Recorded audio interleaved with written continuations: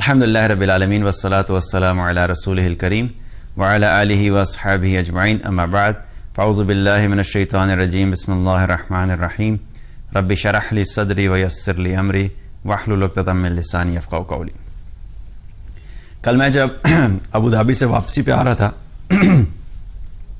تو میں ڈرائیو کر رہا تھا اور واپسی پہ مجھے کسی نے کہا کہ بھئی ایک صاحب کو لے کے جانا ہے تو دبئی ڈراپ کرنا تھا، تو میں نے ساتھ بٹھا لیا۔ اب واپسی جب ہم آ رہے تھے تو ان کے ساتھ ایک ڈسکشن شروع ہوئی اور اس ڈسکشن میں مستقل ایک ہی چیز تھی، وہ کیا تھی؟ تنقید۔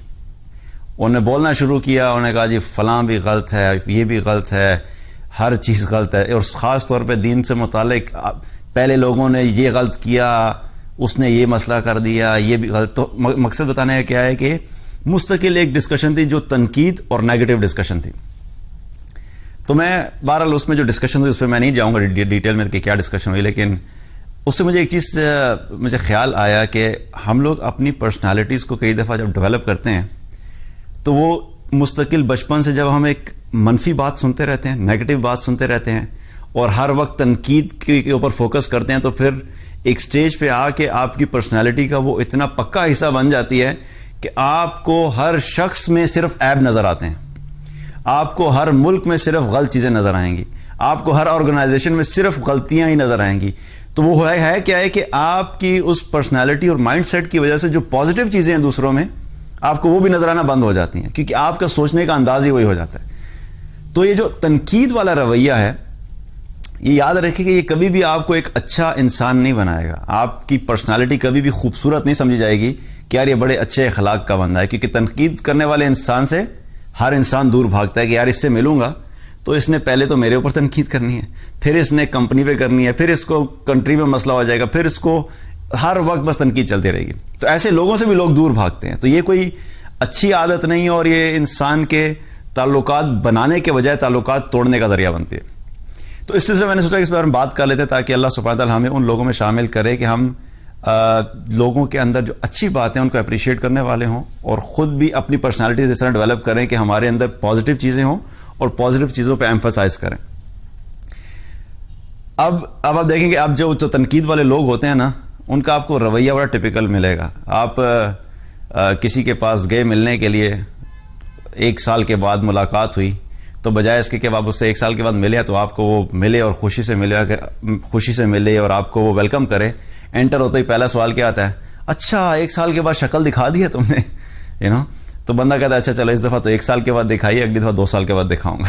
کیونکہ بجائے اس کے کہ آپ سے ایک شخص ملنے آیا ہے اور آپ خوشی کا اظہار کریں، آپ محبت کا اظہار کریں، آپ کہیں کہ بھائی بڑی اچھی بات ہے کہ ایک شخص چل کے آپ کی طرف ملنے آیا ہے، ایک تو اس نے انیشیٹو لیا، اس نے پہل کی، آپ سے ملنے آیا، تو بجائے اس کے کہ اس چیز پہ آپ خوش ہوں، پہلے ہی انٹر ہوتے ہی پہلا پوائنٹ کیا ہمارے ہیں؟ 1 سال کے بعد شکل دکھانی یاد آ گئی ہے۔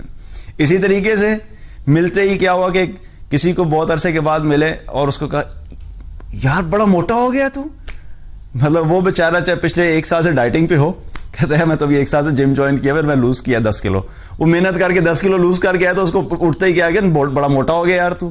اب اس کے بعد کیا فیلنگ ہوگی، اس کی کیا ڈسکشن ہونی ہے اس کے بعد؟ وہ بندہ کہ یار ایسے بندوں سے ملنا جو ہے نا بہتر ہے کہ انسان نہ ہی ملے۔ اسی طریقے سے ملتے ہی کسی کو رنگ کا بھی ہمارا بڑا مسئلہ ہوتا ہے، بڑی کالی ہو گئی ہو تم، اور وہ بیچاری پچھلے 1 سال سے فیئر اینڈ لولی کے اوپر خرچہ کر کے اس کا خامن جو بینکرپٹ ہو گیا فیئر اینڈ لولی خرید کے، تو اس کو ملتے ہی کیا کہیں گے کہ کالی ہو گئی ہو نا۔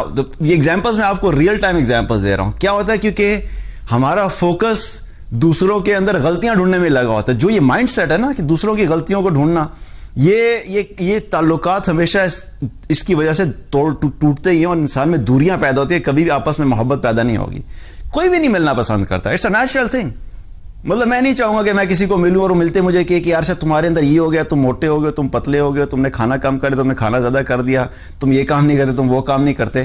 ہر انسان ایسے لوگوں سے دور رہنا پسند کرتا ہے، اس لیے ہمیں ان میں نہیں شامل ہونا کہ ہم ہر وقت دوسروں کے اندر عیب ڈھونڈتے رہیں اور ان کے اندر برائیاں ڈھونڈتے اور ہر وقت ایک نیگیٹو تھنکنگ اور نیگیٹو ڈسکشن کرتے رہیں۔ حالانکہ اللہ کے رسول صلی اللہ علیہ وسلم نے ہمیں جو تعلیمات دی ہیں وہ اس کے اپوزٹ ہیں۔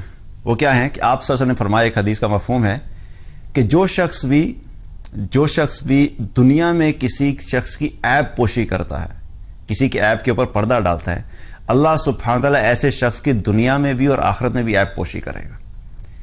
غلطیاں کس کے اندر نہیں ہوتی؟ ہر انسان کے اندر غلطیاں ہوتی ہیں۔ کوئی انسان یہ دعویٰ نہیں کر سکتا کہ میرے اندر کوئی غلطی نہیں ہے، میرے اندر کوئی عیب نہیں ہے، میں بالکل پرفیکٹ ہوں۔ کوئی آرگنائزیشن یہ دعویٰ نہیں کر سکتی، کوئی فیملی یہ دعویٰ نہیں کر سکتی، ایون کہ کوئی دین کا کام کرنے والی جماعت بھی یہ دعویٰ نہیں کر سکتی کہ نہیں ہم لوگ بالکل پرفیکٹ ہیں، ہمارے اندر کوئی غلطیاں نہیں ہیں۔ ہر انسان میں، ہر جماعت میں، ہر گروپ میں، ہر فیملی میں کمزوریاں ہوتی ہیں اور لمیٹیشنز ہوتی ہیں، لیکن ہمارا کام کیا ہے کہ ان لمیٹیشنز کو فوکس نہیں کرنا، ان کی کمزوریوں کو فوکس نہیں کرنا، ان کے عیب کو فوکس نہیں کرنا، بلکہ کیا کرنا ہے کہ جو پازیٹیو چیزیں ہیں ان کے اوپر ایمفسائز کریں۔ میں ایک دفعہ اسلام آباد کی بات ہے کہ میں آفس سے نکلا نماز پڑھنے کے لیے، نماز پڑھنے کے تو نکلا، واپس گھر جانے کے لیے نکلا، تو راستے میں عصر کا وقت ہو گیا، تو میں نے راستے میں رکا ایک جگہ پہ کرنے کی مسجد تھی، میں نے کہا نماز پڑھ لیتا ہوں۔ تو ایک جب میں نماز پڑھنے کے لیے رکا، اب نماز پڑھ کے جب میں فارغ ہوا تو باہر نکلا تو ایک بزرگ میرے پاس آ گئے، میرے ساتھ ہی شاید وہ نماز پڑھ رہے تھے، تو باہر نکلا تو مجھے آ کے کہتے ہیں کہ یہ آپ جو تشہد میں انگلی ہلا رہے تھے یہ کہاں سے آپ نے سیکھا؟ آپ کو کس نے کہہ دی؟ یہ کیا کر رہے تھے آپ؟ اچھا، میں خاموش ہو گیا۔ میں نے کہا پہلے میں نے سوچا، میں نے کہا سمجھ نہیں کہ ہوا کہ ایک دم سے میں نے کہا جی اب یہ آپ کو پتہ ہے کہ مختلف روایات ہیں، آپ ایک دفعہ تشہد اپنے آپ نے انگلی اٹھا لی، پھر آپ صلی اللہ علیہ وسلم سے یہ بھی ثابت ہے کہ آپ صلی اللہ علیہ وسلم تشہد میں جب انگلی ہلایا کرتے تھے مستقل، اور پھر ایک روایت میں یہ بھی ہے کہ آپ صلی اللہ علیہ وسلم نظر جو ہے وہ انگلی پہ رکھا کرتے تھے۔ اب یہ فقہی مسئلہ ہے، اس پہ میں ڈسکشن میں نہیں جا رہا کہ یہی ٹھیک ہے یا کیا ٹھیک ہے، لیکن بہرحال پوائنٹ کیا بتا رہا ہوں میں آپ کو کہ انہوں نے مجھے پکڑ لیا کہ یہ کہاں پہ لکھا ہے، میں نے تو آج تک نہیں سنا، میں نے تو آج تک کہیں نہیں پڑھا۔ اب اس کا مطلب کیا ہے کہ جب آپ یہ کلیم کرتے ہیں نا کہ میں نے آج تک کبھی نہیں پڑھا، تو اس کا مطلب کیا ہے کہ آپ نے پورا قرآن پڑھا، آپ نے قرآن کو ترجمے سے پڑھا، آپ نے قرآن کی تفسیر پڑھی، اور ایک تفسیر نے ملٹیپل تفاسیر پڑھی، پھر آپ نے صحیح بخاری بھی پڑھ لی، صحیح مسلم بھی پڑھ لی، سنن نسائی بھی پڑھ لی، ابو داؤد بھی پڑھ لی، ترمذی بھی پڑھ لی، پھر آپ نے بہیقی بھی پڑھ لی، اب ساری احادیث کا مطالعہ کر لیا، آپ نے رسول اللہ صلی اللہ علیہ وسلم کی سیرت کا بھی مطالعہ کر لیا، صحابہ کی زندگی کا بھی مطالعہ کر لیا، اور پھر آپ نے کہا کہ میں نے تو سب کچھ پڑھ لیا، تو میں نے تو کہیں نہیں پڑھا۔ دس از ہاؤ وی کلیم۔ جب ہم کہتے ہیں کہ میں نے کہیں نہیں پڑھا، یہ بہت بڑا دعویٰ ہوتا ہے۔ اس کا مطلب کیا ہے کہ آپ نے پورے دین کی فقہ کو پڑھا ہے، پورا دین کو سمجھا ہے، آپ نے قرآن و حدیث کو پڑھ لیا ہے، اور اب آپ یہ دعویٰ کر رہے ہیں کہ میں نے تو کہیں نہیں پڑھا۔ تو اس طرح کی اسٹیٹمنٹ دینے سے کے بجائے آپ پوچھ سکتے ہیں کہ بھئی آپ نے کہاں پڑھا ہے، کیا یہ واقعی ثابت ہے، اس کی کیا دلیل ہے۔ یہ ایک الگ طریقہ ہے پوچھنے کا، لیکن فوراً دوسرے پہ چڑھائی کر دینا کہ جو تم کر رہے ہو میں نے تو کہیں نہیں پڑھا۔ بہرحال مقصد کیا تھا کہ انہوں نے نماز میں بھی بجائے اس کے کہ اپنی نماز پہ فوکس ہوتا، ان کا میری انگلی کے اوپر فوکس تھا۔ تو میرا دل تو چاہے کہ میں نے یہ حکم یہ ہے کہ جب آپ تشہد کی انگلی ہلاتے ہیں تو اپنی انگلی کی طرف دیکھنا ہوتا ہے، دوسرے کی انگلی کی طرف نہیں دیکھنا ہوتا۔ تو بیسیکلی بتانے کا مقصد کیا ہے کہ ہمیں شوق ہوتا ہے کہ ہم دوسروں کے اندر غلطیاں ڈھونڈیں اور فوراً جو ہے نا اس کو پکڑ کے اس کو ریئلائز کریں کہ بھائی تم غلط ہو، ہم ٹھیک ہیں اور تم غلط ہو۔ یہ رویہ، یہ ایٹیچیوڈ، اس کے بارے میں بات کر رہے ہیں کہ یہ ایٹیچیوڈ ہمیں اپنا درست کرنا ہے کہ دوسرے میں اگر کوئی عیب نظر بھی آ رہا ہے تو اس کا ایک طریقہ ہے، آپ اس کو اگر ٹھیک کرنا چاہتے ہیں اس کا ایک طریقہ ہے۔ اسی طریقے سے ایک اور واقعہ میرے سے کسی نے شیئر کیا، میرے جاننے والے نے، انہوں نے کہا بھی میرے گھر میں ایک دفعہ مجھے کچھ لوگ ملنے کے لیے، دیندار لوگ ملاقات کے لیے آئے، کہتے ملاقات ہوگی، ملنے کے بعد کہتے میں نے سوچا کہ ان کو میں نیچے چھوڑ آتا ہوں۔ اب وہ اپارٹمنٹس میں رہتے تھے، انہوں نے اپارٹمنٹس میں رہتے تھے، تو کہتے ہیں میں ان کو چھوڑنے کے لیے نیچے اترا، ہم لوگ لفٹ میں بیٹھے، تو لفٹ راستے میں رکی اور ایک شخص لفٹ میں داخل ہوا۔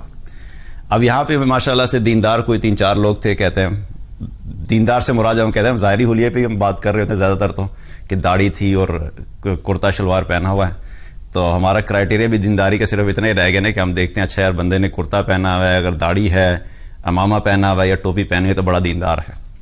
بہرحال کہتے جی وہ ملنے کے لیے، تو جب ایک شخص داخل ہوا تو وہ کوئی ایسا شخص تھا جو یہ ڈیلیوری بوائز نہیں ہوتے وہ تھا، تو وہ بنگالی تھا، تو اس کو کہتے ہیں کہ او بنگالی تو نے داڑھی کیوں نہیں رکھی ہوئی؟ Think about it. انٹر ہوتے ہی لفٹ میں نہ سلام نہ کچھ، تو اس کو کہتے ہیں او بنگالی تو نے داڑھی کیوں نہیں رکھی ہوئی؟ اب چونکہ خود داڑھی رکھی ہوئی ہے اور اس کو ایک دم سے فوراً جو ہے نا داڑھی کا تانا دے دیا۔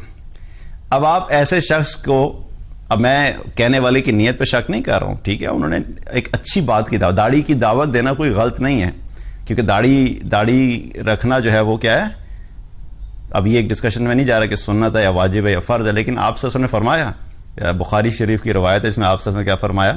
خالف المشرکین، مشرکین کی مخالفت کرو، ووفر اللحى واعفوا الشوارب، اپنی داڑھیوں کو بڑھاؤ اور مونچھوں کو کٹاؤ۔ تو یہ حکم تو آپ صلی اللہ علیہ وسلم کا موجود ہے، لیکن اب بات تو آپ جس چیز کی دعوت دے رہے ہیں وہ بات ٹھیک ہے، لیکن کیا ہے؟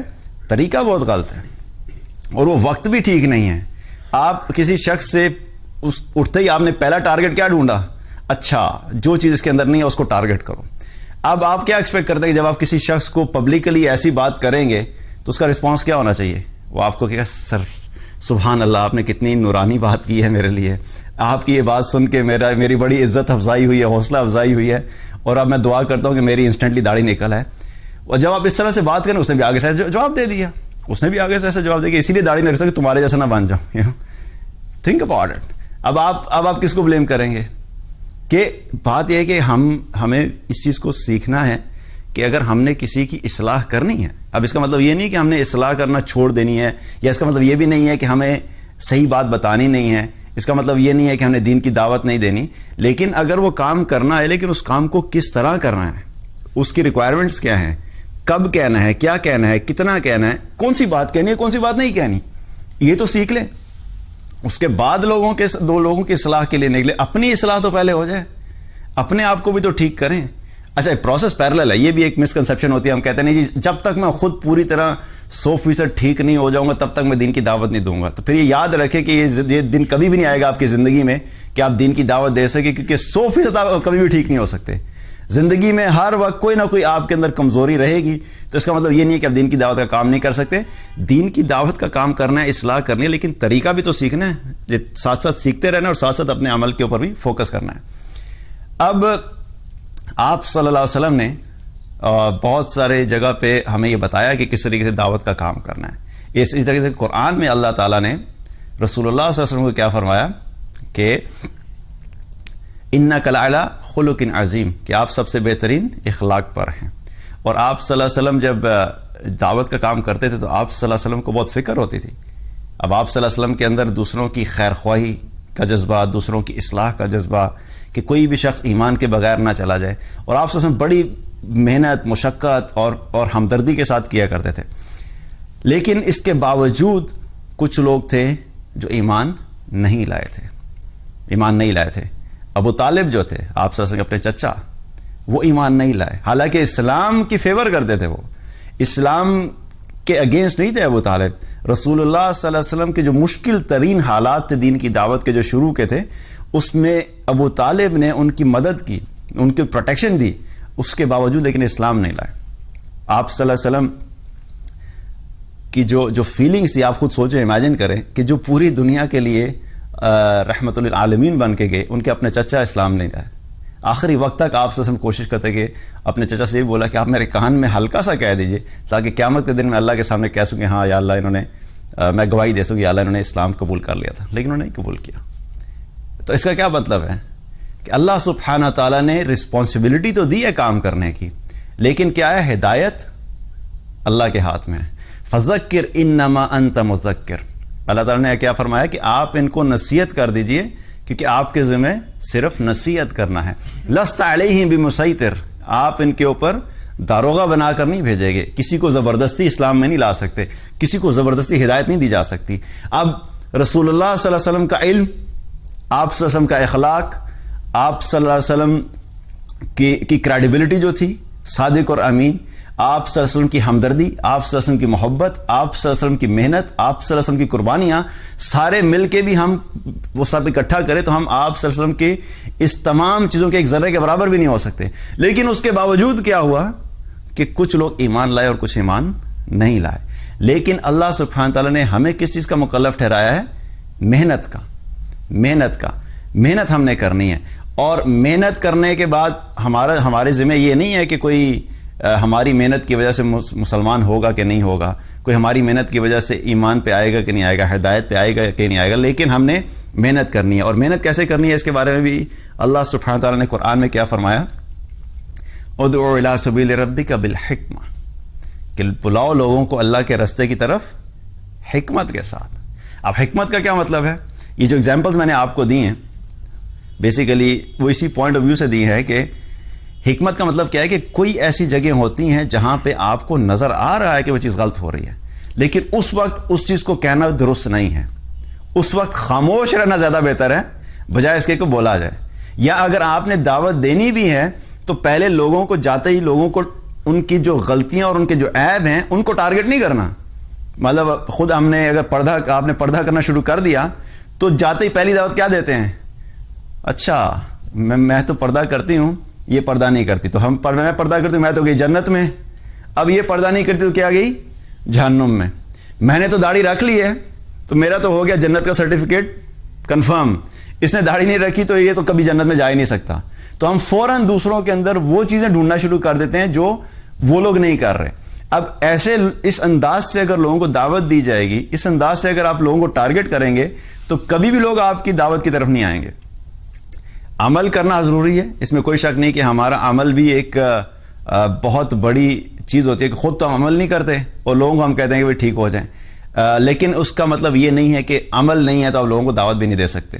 اپنا عمل بھی ٹھیک کرنا ہے اور لوگوں کو بھی دعوت دینی ہے. اب کیا ہے کہ لوگوں کے اندر دین کی دعوت اور ان کی اصلاح سے پہلے آپ اپنا ایک کریڈیبلٹی تو اسٹیبلش کریں، ان کے ساتھ اپنا تعلق تو بنائیں، آپ ان کے قریب تو ہوں، ان کے ساتھ ان کا خیال تو کریں. اور اس کا طریقہ کار کیا ہے کہ لوگوں کی جو پازیٹیو چیزیں ہیں ان کو اپریشیٹ کریں، جو ان کے اندر اچھائیاں ہیں ان کو اپریشیٹ کریں. اور واللہ یہ یاد رکھیے، چاہے بہت ساری خرابیاں ہوں، ہر انسان میں کوئی نہ کوئی اچھی چیز ضرور ہوتی ہے، ہر انسان میں اچھی چیز ضرور ہوتی ہے، صرف آپ کو دیکھنے کی ضرورت ہوتی ہے. اور جو اس کی اچھی چیزیں ہیں، جب آپ اس کی اچھی چیزوں کو اپریشیٹ کرنا شروع کریں گے، آپ اس کی حوصلہ افزائی کریں گے، تو کیا ہوگا کہ جب آپ 10 اچھی چیزوں کو آپ کہیں گے کہ اچھی ہے، تو اس کے بعد آپ اگر اس کی ایک غلط چیز کے بارے میں بولیں گے تو وہ خوشی سے آپ کی بات مانے گا. ہم کیا کرتے ہیں؟ ہم الٹا جاتے ہیں، ہم جاتے ہیں جو اس کی 10 اچھی چیزیں ہیں اس کو اگنور کر دیتے ہیں، جو ایک عیب نظر آ گیا نا اس کو پکڑ کے پھر اس کا رگڑا لگاتے ہیں کہ وہ پھر 10 جو اچھی چیزیں وہ ساری کی ساری ختم ہو جاتی ہیں. تو لوگوں میں جو اچھائیاں ہیں ان کو اچھائیوں کو ڈھونڈیں اور ان اچھائیوں کو اپریشیٹ کریں، اور اس کے بعد ان میں جو کمزوریاں ہیں آپ اگر کہیں گے تو پھر آپ کی بات کو سنیں گے بھی اور آپ کی بات میں وزن بھی ہوگا.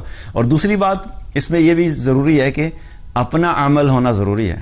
میں خود داڑھی نہ رکھوں اور جا کے لوگوں کو داڑھی کی دعوت دینا شروع کر دوں تو پہلا سوال کیا اٹھے گا؟ خود تو رکھ لو پہلے.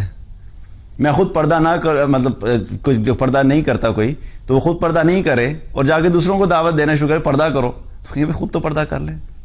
تو اپنا عمل بھی ضروری ہے. اور کئی دفعہ ایسا ہوتا ہے کہ آپ کے عمل کی وجہ سے لوگ بہت ساری چیزیں سیکھ رہے ہوتے ہیں. اور اس چیز کا اندازہ مجھے اس وقت ہوا کہ جب ہم لوگ ادھر شفٹ ہوئے تھے تو میں نماز کے لیے اکثر جایا کرتا تھا اور واپس آتا تھا تو کچھ لوگوں کے ساتھ بات چیت شروع ہوگی، سلام دعا ہوگی. کچھ عرصے کے بعد میں نے ایک شخص نے داڑھی رکھ لی. تو جب داڑھی رکھی تو مجھے آ کے کہتے ہیں کہ آپ کو پتہ میں نے داڑھی کیوں رکھی ہے؟ میں نے کہا جی کیوں؟ میں نے کہا جی بتائے کیوں رکھی ہے؟ میں نے کہا ظاہر ہے سوال کیا سنت ہے، ہم یہ جواب دے دیں نا کہ کیونکہ اللہ کے رسول صلی اللہ علیہ وسلم سنت ہے اس لیے رکھی ہے. کہتے جی وہ تو بات ٹھیک ہے لیکن وجہ کیا بنی؟ میں نے کہا جی کیا وجہ بنی؟ کہتا میں نے آپ کو دیکھ کے داڑھی رکھی ہے. ناؤ تھنک اباؤٹ، میں نے تو کسی کو نہیں کہا، میں نے تو نہیں کہا تھا داڑھی رکھو، لیکن کیا ہے کہ کئی دفعہ لوگ آپ کے عمل کو دیکھ کے ہمت پکڑ رہے ہوتے ہیں. اسی طریقے سے مجھے لٹرلی ایک صاحب نے کہا کہ میری جو مسز ہیں، میری مسز نے پردہ کرنا شروع کر دیا. میں نے کہا ماشاءاللہ بہت اچھی بات ہے، اللہ تعالیٰ ان کو استقامت عطا فرمائے. اور کہتے ہیں پتہ ہے کیوں پردہ کرنا شروع کیا؟ کیوں؟ انہیں آپ کی مسز کو پردے میں دیکھا تھا اس لیے پردہ کرنا شروع کر دیا. اب ملاقات بھی نہیں ہوئی، جانتے بھی نہیں ہیں اور ہمیں نہیں پتا کیا ہو رہا ہے. تو بات بتانے کا مقصد کیا ہے کہ کئی دفعہ ہمارا عمل جو ہوتا ہے لوگ اس سے سیکھ رہے ہوتے ہیں. لیکن اس کا مطلب اب یہ نہیں کہ یہ بھی ایک مسکنسیپشن ہوتی ہے. ہم کیا کہتے ہیں؟ بس صرف اپنا عمل ٹھیک کر لو، باقی کچھ کرنے کی ضرورت نہیں. اور اکثر ایک وہ روایت کوٹ کی جاتی ہے نا کہ بھائی بس تم اپنے کوشش کرو کہ لوگوں کو جو دعوت ہو صرف تمہارے عمل سے ملے. اس کا مطلب یہ ہے کہ منہ کھولنے کی ضرورت نہیں ہے آپ کو، آپ صرف عمل بہتر کر لیں تو ٹھیک ہو جائے گا. حالانکہ یہ بات درست نہیں ہے کیونکہ اللہ کے رسول صلی اللہ علیہ وسلم کی سنت سے ثابت نہیں ہے. کیونکہ اگر صرف عمل کافی ہوتا ہمارا تو پھر آپ صلی اللہ علیہ وسلم کا عمل جو تھا وہ تو سب سے اعلیٰ تھا. لیکن اس کے باوجود آپ صلی اللہ علیہ وسلم نے ایک شخص کے پاس جا کے کیا کہا؟ لوگوں ایمان لے آؤ. اللہ کی طرف بلایا، محنت کی، کوشش کی، اور آپ نے قربانیاں دی، آپ کے صحابہ نے قربانیاں دیں، اور جا جا کے لوگوں کو زبان سے بھی کہا، لوگوں کو خط لکھ کے بھی بولا، لوگوں کو جا کے قرآن کے ذریعے سے دعوت دی، تو بتانا بھی ضروری ہے، عمل بھی ضروری ہے۔ جب یہ پورا کمبینیشن ہوگا تو انشاءاللہ دین کی آپ کی اصلاح جب آپ کریں گے آپ لوگوں کی، یا لوگوں کو آپ اچھائی کی طرف بلائیں گے، تو آپ کی بات میں وزن ہوگا۔ اور سب سے بڑی بات یہ ہے کہ ہمیں لوگوں کے اوپر ججمنٹ پاس کرنے کی ضرورت نہیں۔ اللہ نے یہ ٹھیکے داری جو ہے یہ ہمیں نہیں دی کہ کس کو جنت میں جانا ہے اور کس کو جہنم میں جانا ہے۔ اللہ سبحانہ تعالیٰ نے ہمیں اس چیز کا مکلف نہیں ٹھہرایا کہ تم ذرا بنانا شروع کر دو لسٹیں کہ بھئی ہاں یہ والا کامیاب ہے اور یہ ناکام ہے، یہ جنت میں جا رہا ہے، یہ جہنم میں جا رہا ہے۔ تو ہمیں بڑا شوق ہوتا ہے۔ ابھی آج آپ دیکھیں گے بہت سارے لوگ آپ کو یوٹیوب پہ ایسے کلپس مل جائیں گے کہ صرف اپنے آپ کو ٹھیک کہنا، باقی سارے ان کی نظر میں غلط۔ مطلب یہ رویہ جو ہے کہ صرف میں ٹھیک ہوں، باقی سب غلط۔ یہ رویہ کس کا تھا؟ شیطان کا تھا۔ شیطان نے کیا کہا تھا؟ میں ٹھیک ہوں، میں ٹھیک ہوں، میں بہتر ہوں۔ خلقتنی من نار وخلقتہ من طین، میں اس لیے بہتر ہوں کہ مجھے میں آگ سے بنا اور یہ تو مٹی سے بنا ہے۔ مٹی اور آگ کا کیا کمپیریزن ہے؟ اللہ جب کہہ رہے کہ سجدہ کرو تو اس وقت کیا ہے؟ اس وقت یہ نہیں دیکھنا کہ میں ٹھیک ہوں یا میں غلط ہوں۔ جب اللہ نے کہا کہ کرو تو کرو۔ لیکن ہم کیا کرتے ہیں کہ ہم اللہ کی بات کو بھی سائڈ پہ کیا، آپ صلی اللہ علیہ وسلم کی باتوں سے، لیکن اپنی ذات کی غلامی ایسی ہو جاتی ہے اور اپنے اوپر اپنا ایسی خود پسندی ہوتی ہے کہ لگتا ہے کہ ہم بالکل ٹھیک اور باقی سارے غلط ہیں۔ اس رویے کو درست کرنا کہ ہمارے علاوہ بھی کوئی ٹھیک ہو سکتا ہے، ہمارے علاوہ بھی کوئی جنت میں جا سکتا ہے۔ مطلب اللہ نے خالی وہ سرٹیفکیٹ ہمیں ہی نہیں دیے، اور بھی لوگوں کو بھی دیے ہوں گے۔ اللہ تعالیٰ ہم سب کو جنت الفردوس میں جگہ عطا فرمائے۔ ہمیں اپنی گارنٹی نہیں ہے، لیکن ہمیں دوسروں کی فکر پڑی ہوتی ہے کہ ہاں اس کی گارنٹی ہے کہ یہ جنت میں نہیں جائے گا۔ اپنا پتہ نہیں ہے، لیکن دوسرے کا پتہ کہ نہیں یہ جنت میں نہیں جائے گا۔ تو اس رویے کو درست کرنا، اور سبحان اللہ، اللہ کا بڑا کرم ہے۔ کبھی کبھی میں سوچتا ہوں کہ اللہ کا شکر ہے کہ اللہ تعالیٰ نے ہمیں نتائج کا مکلف نہیں بنایا۔ نتائج کا مطلب کیا ہے کہ ریزلٹس کی اکاؤنٹیبلٹی، کہ اللہ تعالیٰ نے یہ نہیں کہا کہ قیامت کے دن آ کے پوچھے کہ ہاں بھائی ذرا ریزلٹس دکھاؤ، تمہاری محنت کے ریزلٹس کیا ہیں۔ اس کا کیا مطلب ہے؟ آپ سوچئے کہ اگر اللہ تعالیٰ ہمیں یہ رسپانسبلٹی دے دیتا کہ ہر انسان جب قیامت کے دن آئے، ہر مسلمان کم سے کم 1000 نان مسلمس کو مسلمان کر کے آئے۔ ابھی ہماری رسپانسبلٹی کیا ہے؟ فذکر انما انت مذکر، لوگوں کو نصیحت کریں۔ ہمارے ذمہ صرف نصیحت ہے، ہمارے ذمہ ریزلٹس نہیں ہیں۔ کوئی ایمان لاتا ہے ٹھیک ہے، نہیں لاتا تب بھی ٹھیک ہے، ہمارے سے اللہ تعالیٰ یہ نہیں پوچھے گا کہ کوئی ہدایت پہ آیا یا نہیں آیا، ہم سے یہ نہیں پوچھے گا، لیکن ہم سے ہماری محنت کا سوال ہوگا۔ لیکن سوچئے کہ اگر اللہ تعالیٰ یہ ریزلٹس کہہ دیتا کہ نہیں 1000 نان مسلمس کو مسلمان کر کے آئیں گے، تو کیسے پورا کرتے ہم؟ بھاگتے نا سارے۔ پھر دنیا کے اندر یہی بیسیکلی کانسیپٹ ہوتا ہے کہ آپ کو ریزلٹس کی بیس کے اوپر پے کیا جاتا ہے، آپ کی پرفارمنس ایویلیوٹ کی جاتی ہے ریزلٹس کی بنیاد کے اوپر۔ آپ نے کتنی محنت کی کوئی بھی نہیں دیکھتا۔ اللہ سبحانہ تعالیٰ کی اتنی بڑی رحمت ہے کہ اللہ ریزلٹس نہیں دیکھ رہا، اللہ کہتا ہے محنت دیکھوں گا تمہارے میں، تم نے کتنی محنت کی، کتنی کوشش کی، کتنی سنسیئرٹی سے کیا، کتنے اخلاص سے کیا، اس کے نمبر ملیں گے، ریزلٹس کے نمبر نہیں ہیں۔ تو یہ اللہ کی بڑی رحمت ہے۔ اور یہ بھی اللہ کی بہت بڑی رحمت ہے کہ قیامت والے دن اللہ تعالیٰ نے ججمنٹ اپنے ہاتھ میں رکھی ہوئی ہے، اپنے ہاتھ میں رکھی ہوئی ہے۔ یہ واللہ اللہ کی بہت بڑی رحمت ہے کہ ہمارا حساب اللہ لے گا، کوئی بندہ نہیں لے گا، کوئی مخلوق میں سے کوئی نہیں ہوگا۔ سفیان ثوری رحمۃ اللہ علیہ فرمایا کرتے تھے کہ میں اس چیز کو پسند کرتا ہوں کہ میرا حساب قیامت کے دن اللہ لے، بجائے اس کے کہ میری اپنی والدہ میرا حساب لیں۔ حالانکہ ماں کی محبت، ماں کبھی بھی نہیں چاہیے کہ اس کی اولاد ناکام ہو، لیکن اس کے باوجود وہ کہتے ہیں میں پسند کرتا ہوں کہ اللہ میرا حساب لے، کیونکہ ہے تو مخلوق۔ عین ممکن ہے کہ کسی بات پہ ماں کو کوئی بات بری لگ جائے، ماں اس بات پہ اڑ جائے کہ نہیں تم نے فلاں وقت میں تم نے مجھ سے یہ بات کہی تھی، تو آج تو میں نہیں چھوڑنے والی، ساری معاف کر دوں گی لیکن یہ والی بات نہیں چھوڑوں گی، کیونکہ ہے تو ماں، ہے انسان، رشتہ ہے۔ لیکن اللہ سبحانہ تعالیٰ کی رحمت اور محبت کیا ہے؟ ماں سے کہیں زیادہ ہے، ماں سے کہیں زیادہ ہے۔ تو اللہ سبحانہ تعالیٰ قیامت کے دن جب ہمارا حساب کتاب کریں گے، اللہ کا بڑا کرم ہے کہ اللہ نے خود ہمارے فیصلے کرنے ہیں جنت اور جہنم میں جانے کے، کسی اور کے ذمہ نہیں ہے۔ اور اللہ کی جو رحمت ہے، الحمدللہ اللہ تعالیٰ نے قیامت کے دن، تو اس طرح لگتا ہے کبھی کبھی آپ جب پڑھنا شروع کریں اور قرآن اور احادیث کا مطالعہ کریں تو یوں لگتا ہے کہ اللہ سبحانہ تعالیٰ بہانے ڈھونڈ رہا ہوگا کہ بس کسی طریقے سے سارے ہی جنت میں چلے جائیں۔ کس چیز پہ اللہ معاف نہیں کر رہا۔ ایک روایت میں آیا آتا ہے 70,000 اللہ سبحانہ تعالیٰ بغیر حساب کتاب کے جنت میں داخل کر دے گا، 70,000 गए, हिसाब किताब कोई नहीं। अब वो 70,000 का फिगर लिटरली 70,000 भी हो सकता है, या इससे मुराद है कि कई हज़ार होंगे, वल्लाहु आलम। फिर अल्लाह में एक रिवायत में क्या आता है कि अल्लाह ताला की क्या 100 रहमतें हैं, और एक रहमत को अल्लाह ने दुनिया में उतारा है। क़यामत के दिन अल्लाह ताला अपनी बकाया 99 रहमतों को क़यामत के दिन इस्तेमाल करेगा, और फिर इस एक रहमत को भी अल्लाह क़यामत के दिन मिला के 100 रहमतें पूरी कर लेगा। उन 100 रहमतों को सामने रख के अल्लाह हमारा हिसाब किताब लेगा। तो जब एक रहमत के नतीजे में अल्लाह हमारे साथ इतना ये मामला चल रहा है कि अल्लाह हमें रिस्क भी दे रहा है, अल्लाह हमारी ज़रूरियात को पूरा कर रहा है, तो जब क़यामत के दिन 100 रहमतें अल्लाह की होंगी, तो आप सोचिए कि इंशाअल्लाह अल्लाह की ज़ात से उम्मीद है कि कामयाबी के चांसेस क्या होंगे, बढ़ जाएंगे। इसी तरीके से बहुत सारी और रिवायतें हैं। माफ़ करने के एतबार से अल्लाह ताला एक ईमान वाले को बुलाएगा, पर्दे के पीछे हिसाब किताब करेगा, और उसको क्या कहेगा कि मैंने दुनिया में तुम्हारे गुनाहों पे पर्दा रखा, तो यहाँ भी तुम्हारे गुनाहों पे पर्दा रखूँगा।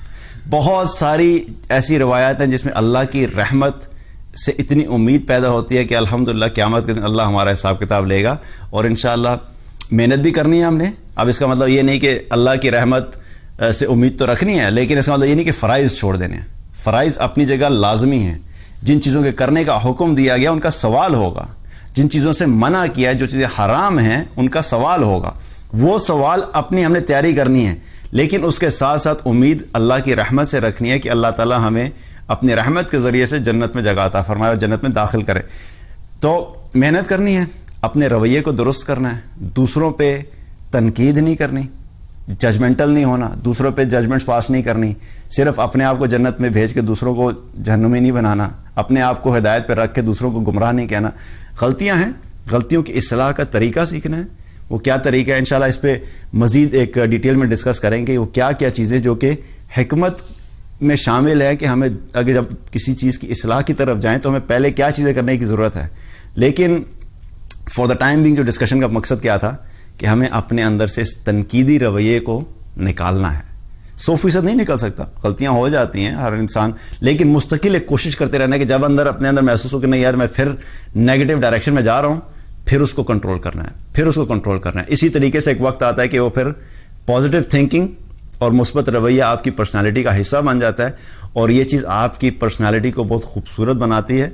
और उस खूबसूरती का नतीजा सिर्फ ये नहीं कि लोगों की तारीफ़ें चाहिए, वो चीज़ इंशाअल्लाह आपके अपने लिए भी खैर का बाइस है, घर वालों के लिए भी खैर का बाइस है, फैमिली वालों के लिए भी, और जितने लोग आपसे कनेक्टेड हैं, आपके ऑफिस में होंगे और बाहर भी आपका जो सोशल सर्कल है, सबको उससे फ़ायदा होगा।